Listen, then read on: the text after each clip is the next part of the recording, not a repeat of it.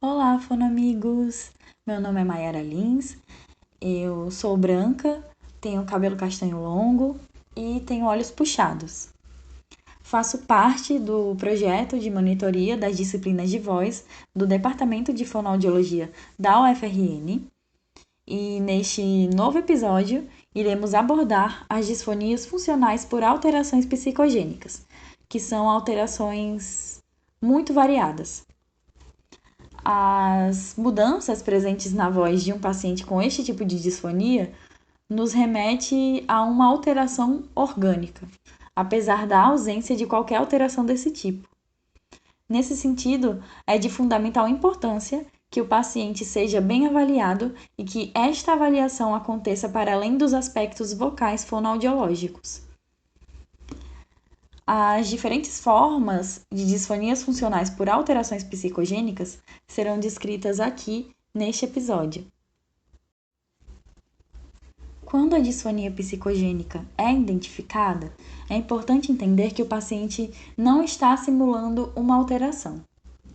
Acontece que, na verdade, de maneira inconsciente, existe um bloqueio no controle e no funcionamento das estruturas da laringe durante a fonação, de modo que o paciente apresente sintomas de alterações vocais.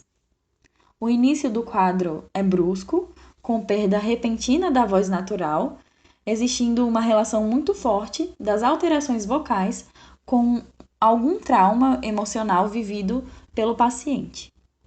Assim, no tratamento, além do fonoaudiólogo, deve estar envolvido o psicólogo ou até o psiquiatra, quando necessário, visto que é a partir das questões emocionais que acontecem as manifestações de alteração na voz.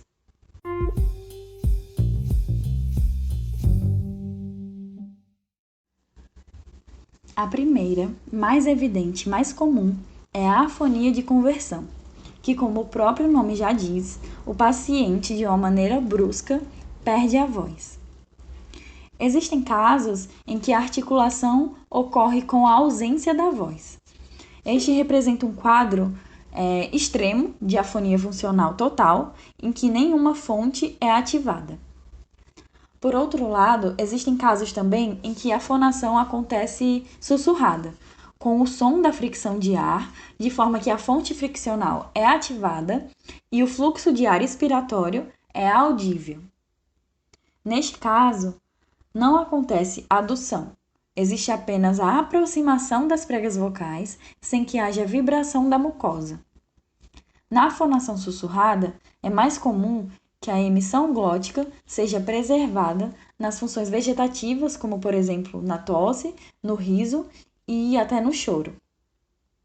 Os exames de laringe executados pelo otorrinolaringologista evidenciam neste quadro de afonia de conversão uma laringe saudável e sem alterações, podendo, porém, existir fenda durante a fonação em decorrência da ausência do fechamento glótico completo.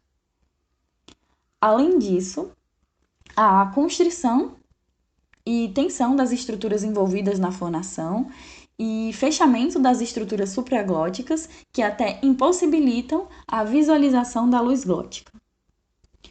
O diagnóstico por exclusão é fundamental para a identificação desta forma de disfonia, já que as características vocais apresentadas por este caso, por exemplo, remetem à paralisia de prega vocal.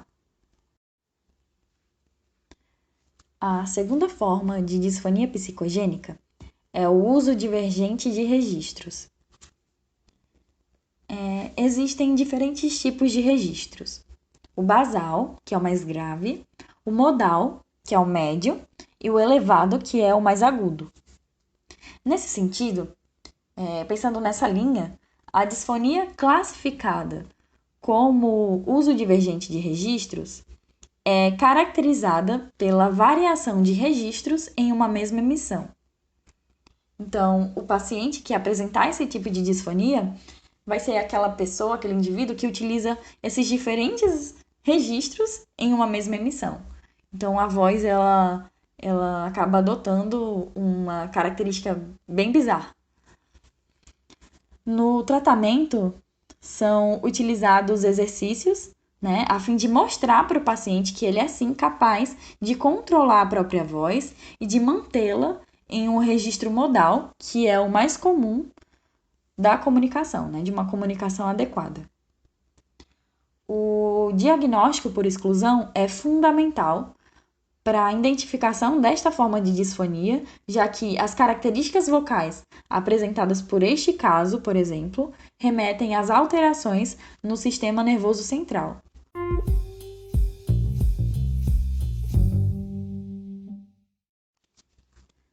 O outro tipo de disfonia psicogênica é o falsete de conversão.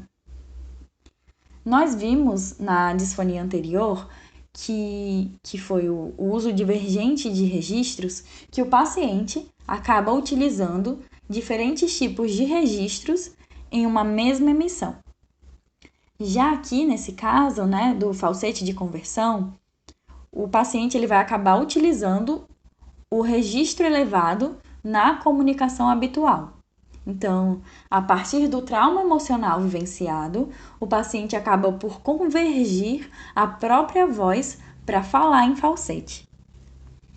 Geralmente, é possível ouvir grande quantidade de ar na voz durante a emissão, em decorrência da configuração glótica adotada pela laringe na produção do falsete, né? Isto é, por conta da formação da fenda paralela. Então, dessa maneira, a qualidade vocal do paciente pode ser áspera e soprosa, além de existir tensão durante a fala. Vale ressaltar também que a fenda paralela acaba por promover um tempo de fonação reduzido, por conta do escape de ar associado à fonação. No momento em que o paciente que apresenta falsete de conversão é submetido à avaliação otorrinolaringológica, as imagens do exame mostram uma laringe elevada e pregas vocais alongadas. O quarto tipo de disfonia psicogênica é a sonoridade intermitente. Nesse caso, os pacientes podem apresentar pequenas unidades de fala ou até mesmo trechos inteiros que somem durante a emissão. Nos exames otorrinolaringológicos, a laringe se encontra aparentemente normal, podendo, no entanto, surgir fenda posterior transitória ou até mesmo momentos de abdução das pregas vocais, no momento em que o paciente ainda está falando, ainda está produzindo voz. O diagnóstico por exclusão é fundamental para a identificação desta forma de disfonia, já que as características vocais apresentadas por este caso, por exemplo, remetem às alterações neurológicas que promovem espasmos, né, nas estruturas laríngeas, de modo a fazer com que as pregas vocais permaneçam abertas no momento em que elas deveriam estar fechadas.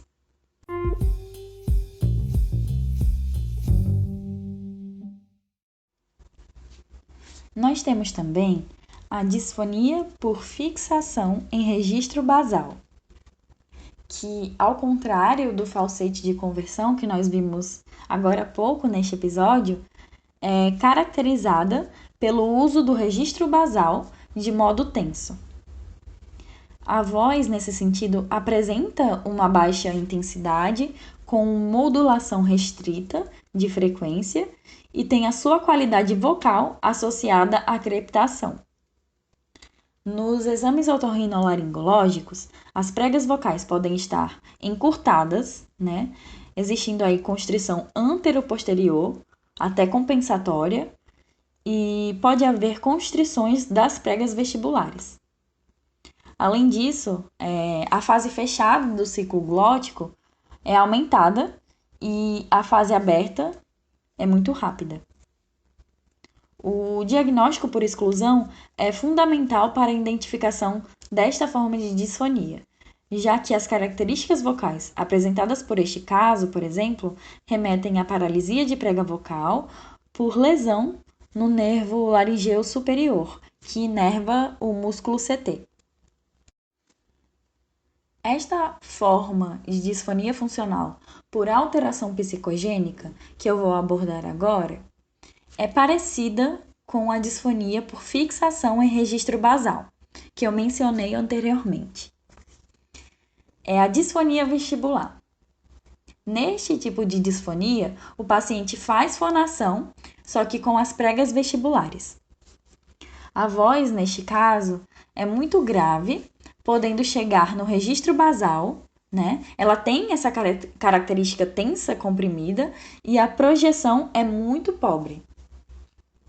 Nos exames otorrinolaringológicos, as pregas vestibulares elas se aproximam e aí a qualidade vocal é tensa e abafada, e em outros casos, as pregas vestibulares vibram com as pregas vocais. Então, nesse caso de vibração, a voz ela acaba assumindo uma qualidade irregular, rugosa e grave. O diagnóstico por exclusão é fundamental para a identificação desta forma de disfonia, já que as características vocais apresentadas por este caso, por exemplo, remetem à paralisia de prega vocal.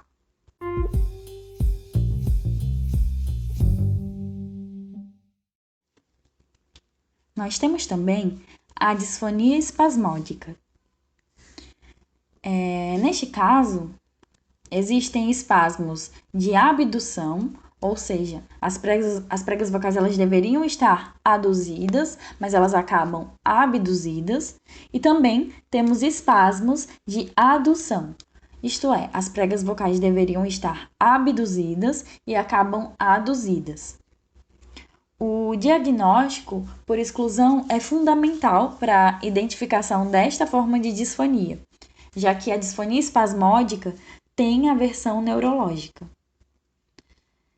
Uma das características diferenciais da disfonia espasmódica é que os espasmos são mais frequentes na fala do que na emissão sustentada, enquanto que no caso da neurológica, ambas as características são muito alteradas.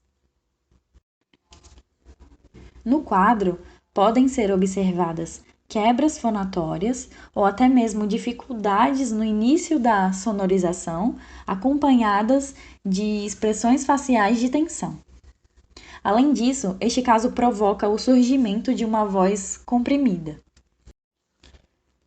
A disfonia por tensão muscular representa a disfonia funcional por alteração psicogênica mais comum dentro da clínica fonoaudiológica.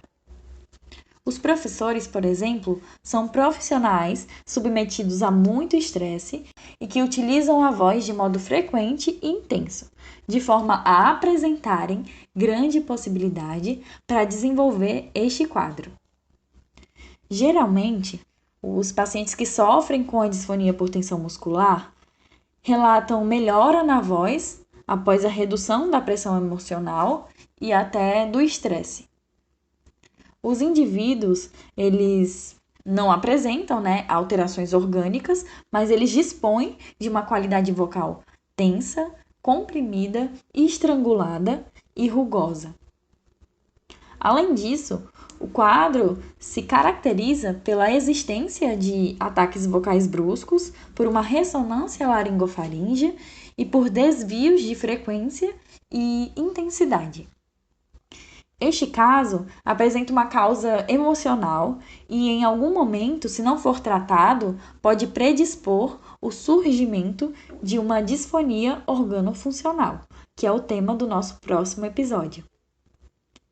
Devido às questões emocionais existentes, é fundamental que o fonoaudiólogo trabalhe em conjunto com o psicólogo.